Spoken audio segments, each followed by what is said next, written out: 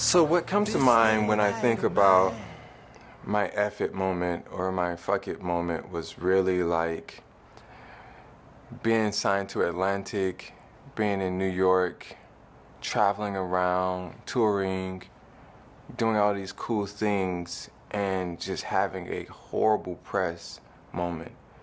And I remember being so low to where the press was getting to me in such a crazy way. I couldn't eat. I was sleeping on the floor just to feel closer to the ground. I had a real down moment to where I wanted to say, just fuck it. And I'm glad I said it, right? Because I walked away from the industry and started creating and mapping out what I would want to create as a story of my own. Because sometimes in a label, you can get pulled into a perspective or pulled into an image or a brand or anything like that, right? For me, this was a moment to where I could say, oh, this is not how I want to be seen. This is not who I am as a person. Fuck it. I quit. I left everybody. I went to my quiet place and I found my joy, my peace, my creativity. I found success. I found like so many things. I found love. I've just so many things I found when I said, okay, you know what, let me step away from the industry and have this moment of just a human finding a way to document his existence. And that's what I want to do as an artist, right? Just really build a profile with people that they can hold on to my legacy. And now I feel more in control of that. So fuck it, yeah. I had to step away and do what I needed to do, and I'm glad I did it. When I realized the label could monetize the negative part of this narrative, they were creating this narrative of me that I was this like playboy or whatever, when my goal was to reach people that I could like actually advance the culture in, you know. So it's like, are we going to make this about looks and getting girls and being cool and all of that, or are we going to make this exactly what I want it to be, which is purposeful? And once I realized that they were gaining from a negative narrative about myself, when I realized that they were gaining from a negative narrative, I was like, yo, I need to get out of this, mainly because it's pulling away from what I'm trying to do for my legacy. Like I don't want to be known like that. Like it's all, you know, yeah, that's not how I want it to be seen. So that's why, I mean, and the other part of it. So let's give you the other part of it. The infrastructure, yeah, you do get a lot of things, but to have all of this put in front of you and given to you doesn't really allow you to know how you got there. So you get all this infrastructure, you work with it, you make it all happen, but then you have to keep that going, because the people that are funding and advancing your career, they have the real model. You don't.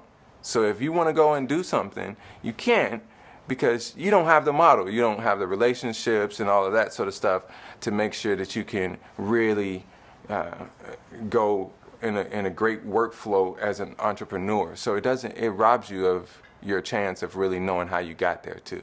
Looking back now, I'm glad I was paying attention enough to learn and understand the industry, but I'm also glad that I said, fuck it.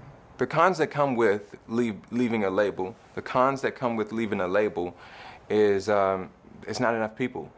You don't have enough people to actually make your career successful, and you need a lot of hands that's, you know, making things happen. And most of the time, you're building employee staff in order to make that happen. And as an artist, independent, you don't have a staff immediately. You know what I mean? And everybody that's around you want a percentage without putting a lot of the work in, right? So it's like you kind of gotta learn how to navigate that, and I think that's the pros. That's when the pros come in. That's the people that are independent, that have like, man, this is amazing. Like I now own the masters to 3 Grammy Award winning projects, right? Where I didn't have to turn over the songs. I just gave them that version and licensing out and understanding sync and understanding masters and distribution and having relationship with DSPs and other producers and artists and brands and all of that sort of stuff. You force yourself to get into a really good space business-wise. That's the pros. And that's where you see the difference between people that pop up overnight. Oh, they got all of the success, then they disappear. They would have kept going, but they didn't know the secret to keep going. You know, that was in the label. And once the label shifted, their career shifted. For an artist that's a pro, the pros are that you have control over your career. So my music has changed quite a bit. As far as cleaning up, my music has gotten a lot cleaner audibly in the time that I've been working on music. When it comes down to the sound, it's got cleaner. When it comes down to the message, it's always been this message of trying to speak to black believers. That's my #1 core audience. And it's funny because most people look at me and go, oh, that can't make money. And then I'm like, oh, Tyler Perry's a billionaire. You know what I mean? Like, it can. But the goal is to have my purpose first and then focus on the rest. But the change hasn't been much as far as the message. The message is always there, and it's always going to be there. And anytime the message is put on a back burner, that's when I get put behind in time. When I don't fulfill what I'm supposed to fulfill as an artist. But as long as I'm chasing purpose, then everything kind of works itself out. So the music has gotten cleaner. The message, clearer, maybe, but it's still the same message. And the image, I'm finally where I want to be, right? Because in the beginning, I was wearing suits and robes, and that was cool. But now I get to live in this time period that I fell in love with the music, which my dad was born in 1924. So I gained that style of music and that style of dressing and branding and imagery from that time. So now I get to really live in that space. The business has grown a lot. Like, we're 3 Grammys in now, right? We might be nominated for 4 this year.